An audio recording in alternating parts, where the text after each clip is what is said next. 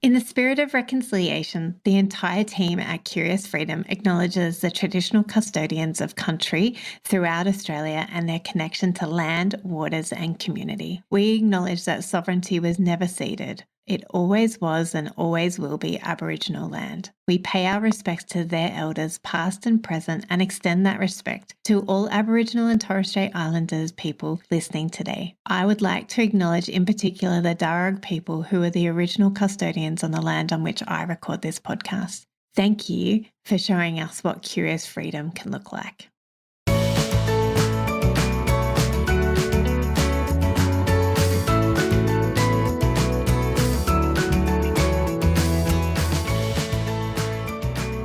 Hello and welcome to the Curious Freedom podcast with me, Kirsty Farrugia. And today my friend is one of my besties, my daughter, Amelie Farrugia, and she is here to chat to us about what it's like to be a daughter of a professional organiser and declutter coach and what it's like to be a declutterer herself. So welcome, Amelie.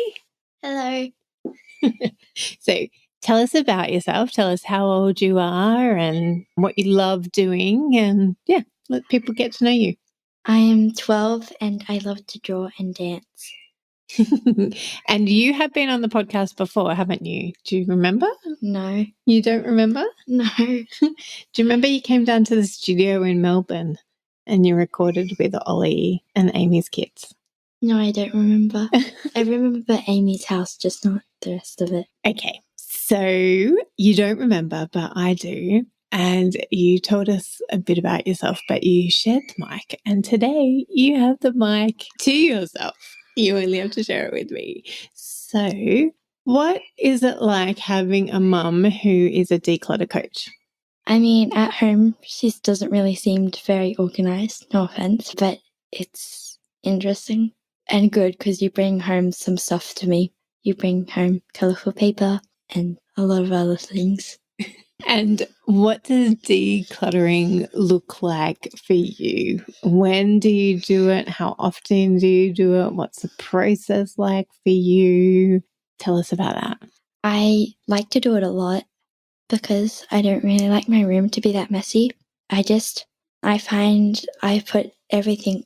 So if I'm decluttering my desk, I take everything off my desk and I put it on the floor. And I have a rubbish pile, and then I just take out the things and put it in the rubbish pile. And if there's things that don't belong on my desk, I put it in another pile to be put away where it belongs.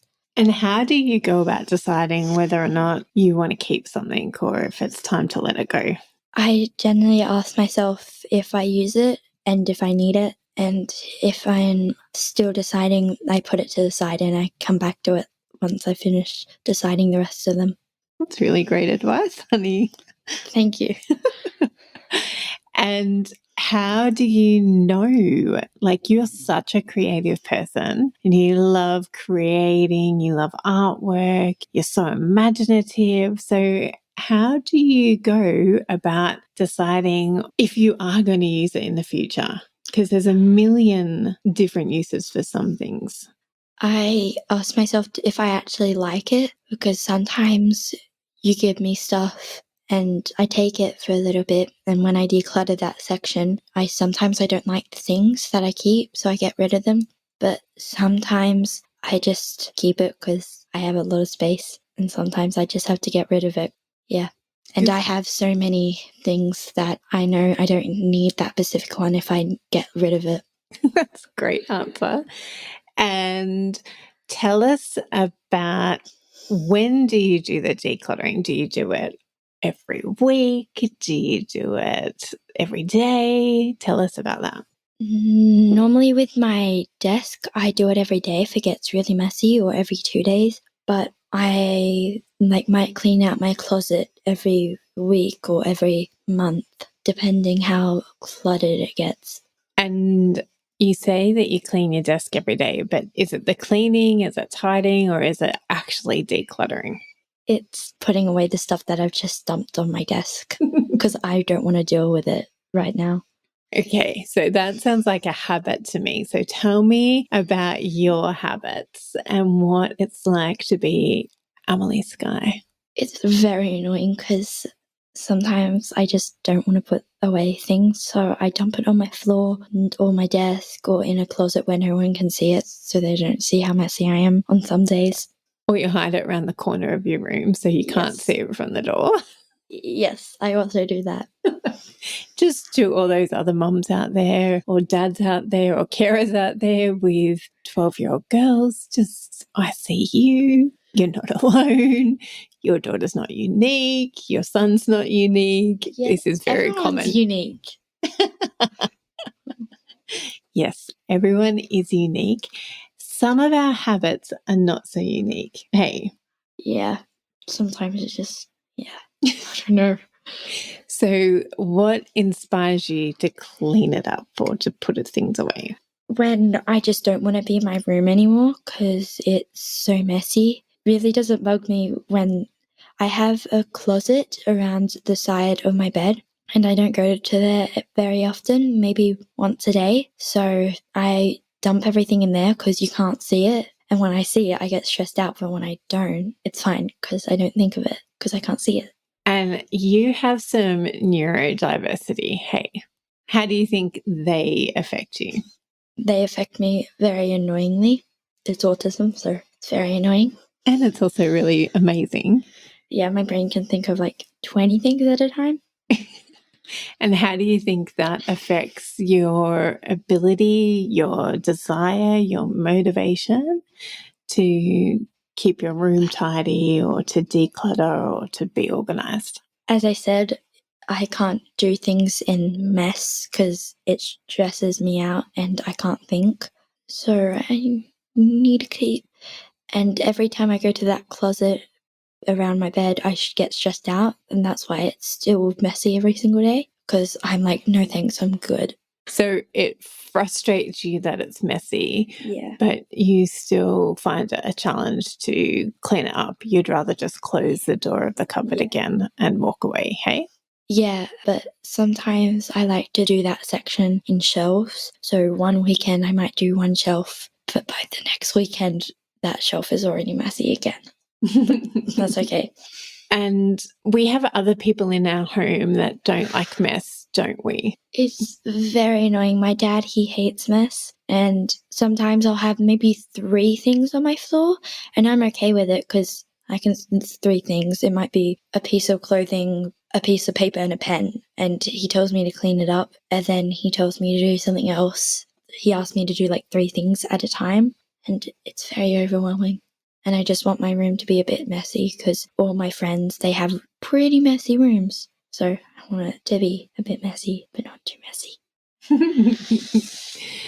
So would it help if your dad just asked you one thing at a time, do you think? Yeah, or write it on like a piece of paper. Yeah, that's a really good idea. Maybe we should ask him to do that later. I know, I'm full of good ideas. You absolutely are. So is the motivation in your bedroom when you see mess? Because it doesn't sound like it is, because sometimes it is and sometimes it's not. Can you help explain to me when that does motivate you? When my dad tells me to clean my room 3 days in a row, and then I'm like, I'm done, I just cleaned my room real good.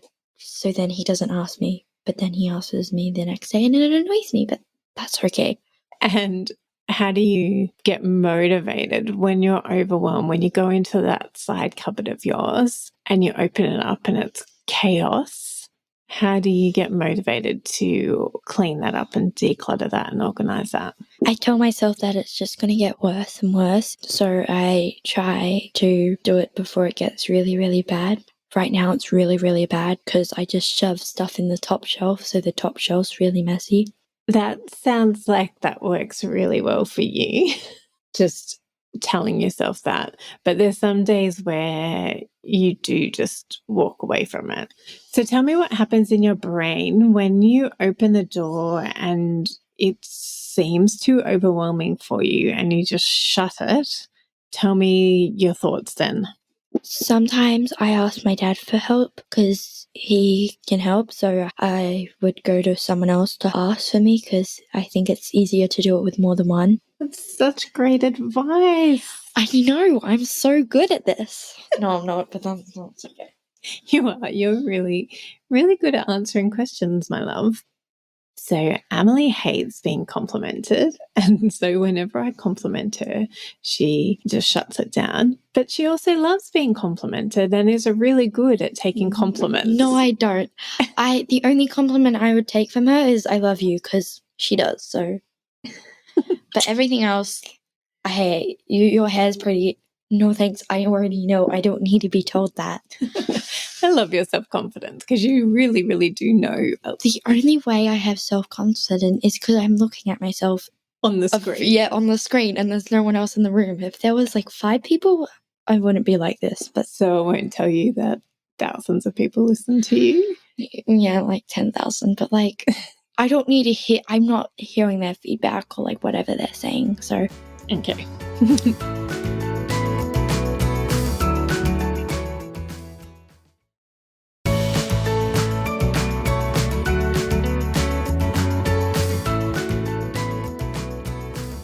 So, Amelie, you love giving advice, and in fact, one idea that you have about what you might do when you get older is to be a psychologist or a counsellor because I can read people really well, apparently. So, what advice would you give our listeners about decluttering and organising?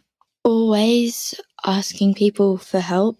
You can go up to a family or friend and ask them for help and start small. So start in a small section that maybe doesn't have clutter around it, or just start small. Yeah, do it by small sections. So what does that look like for you in your room? I might do my desk or one drawer. I might do it for an hour, have a break, and then come back to the second drawer. Because sometimes after I do a drawer, I'm sick of it and I don't want to do it anymore. So I go do something else. And then I come back to it the next day or later that day. And this is what I love about you, is that you are so self-aware. You have figured this all out for yourself. It's not like you've listened to my podcast. Yeah, I don't. No, you don't. No, I don't have the time for that. It's not like you've listened to advice from me or sought advice. You've figured out that this is what works for you. Hey. Yeah, I would always advise not always listening to what we say, because that can be helpful, but you got to figure it out for yourself and what works for you and what doesn't. Because some things that I say might not work. Like, you might not want people to help declutter it, but some people might find it easier.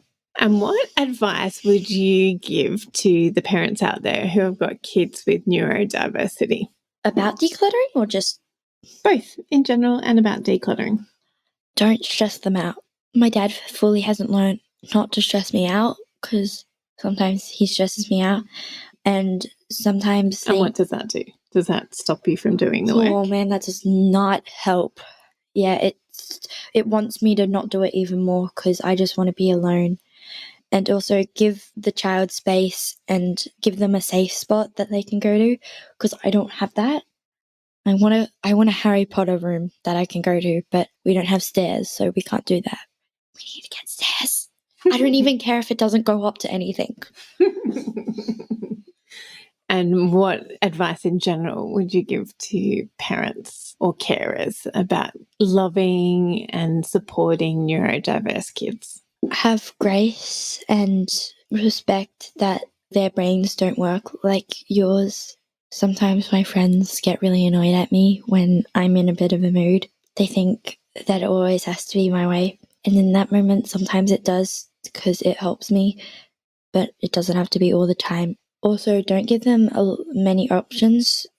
Like, don't give them 5 options to do something. Maybe give them 1 or 2 or 3, because a lot of options stresses them out. This is why I should be a psychologist, just saying. You guys can hire me. I'm really told, but I don't care. Oh, you're just phenomenal, my kid. I know. You think I don't know that? And what has been the most helpful thing that you have done to organise your room? I don't know how many times I've mentioned this, but start small, because when I open that cupboard, I want to close it, and then I open it back up and tell myself, just do one shelf or two, or how many you want to do. Even if you're bored and you don't want to do it, it's going to be worthwhile. So just finish that section or come back to it. She thinks I know so much, which I do, so she's right.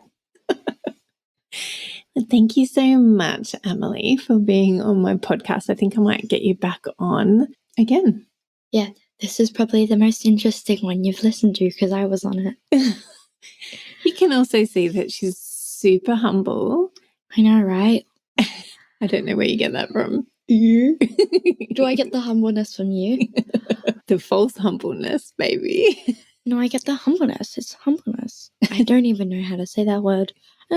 So thank you, Amelie. And dear listener, curious ones, if you have a child who is 12 or any age. You haven't heard what I was going to say. Oh, I was going to say, I would love for you to get your kids to listen to this episode with Amelie, because I think that she's given some really awesome advice. And also, I'd love for you to leave a review on the podcast. Lots of the players now have opportunities to leave a review. So I'd love to ask you this week to leave a review and to also come over to our Facebook page. Let me know what you thought about Amelie's episode. And it's going to be the best one you listen to, I'm just saying. And come and chat to us in our Facebook community about kids decluttering and how you support your children to declutter and organise their home and their spaces. So until next week, have a wonderful week. And thank you again, Amelie, for joining me on the podcast. You're welcome. Bye. Bye-bye. You're awesome.